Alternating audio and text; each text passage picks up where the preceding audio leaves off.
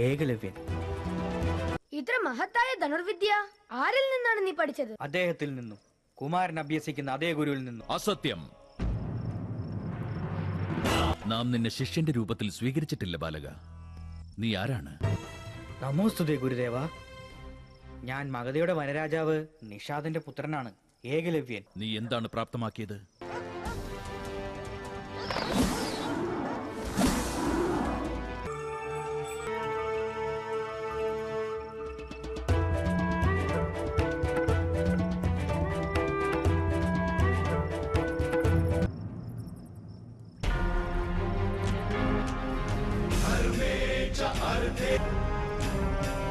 यदि हस्ति तदन्यत्र यन हस्ति न तद्वचित्